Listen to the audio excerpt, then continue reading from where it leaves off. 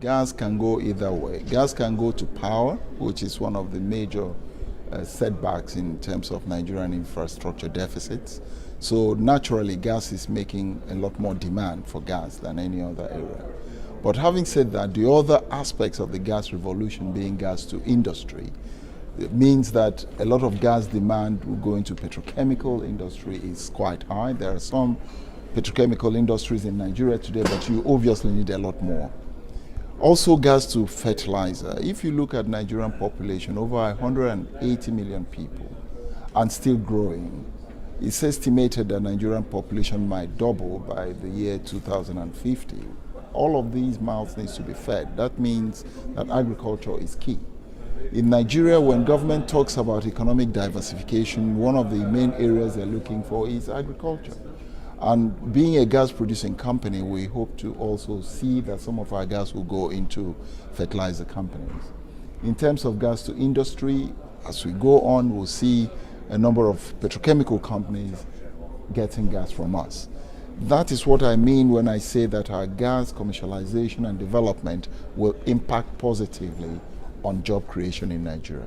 Because when you do gas to power, power infrastructure gets developed, it means that manufacturing will be energized. It means that when manufacturing is energized, you have more and more entrepreneurs setting up businesses. It means there is more job creation. The same goes for agriculture. When you produce fertilizer, more and more people will have more profitable agriculture.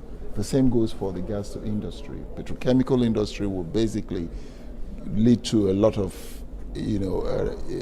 what I call a domino effect in terms of, proliferation of industries in Nigeria, and that is really much needed.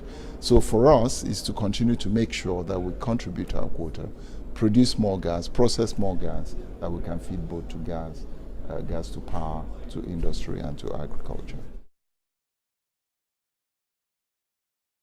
Obviously today what is happening is that the demand is far in excess of the supply. Most of the gas that is being produced in Nigeria today, a lot of it is going into the NLNG, which is the main channel for export. But we have seen tremendous growth in gas in the domestic market. But just so that you understand, if you look at Nigeria, 180 million people, installed power capacity for everything is 6,000 megawatts. Per capita utilization in Nigeria, less than 200 kilowatt hour. Global average is 2,500. So that gives you the kind of headroom you have in terms of really building the power infrastructure. A lot of this power infrastructure will be dependent on gas fuel as a feedstock. So it tells you that gas demand will continue to grow for a very, very long time.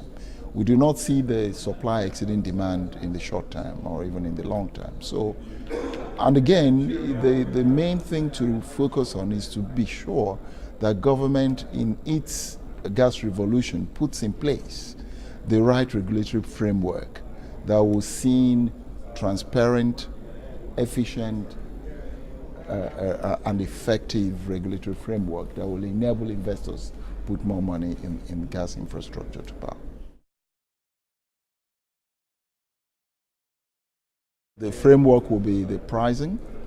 We believe that price should be deregulated as much as possible. We do not see that there is any reason for there to be too much regulation in terms of pricing. We believe that we'd like to see proper fiscal discipline where the government take is moderated to be sure that investors do get good and rewarding returns on their investments.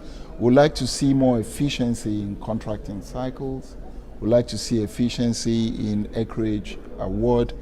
We want to see encouragement in areas of cash call. We're impressed to hear government starting new initiatives. The 7 big wins, one of the areas they're focusing is gas development and commercialization, as well as the regulatory framework.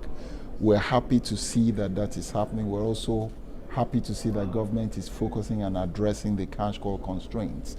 All of these put together would mean that in the short to medium term, we'll begin to see an upward development in all of the gas reform and transformation initiative we're talking about.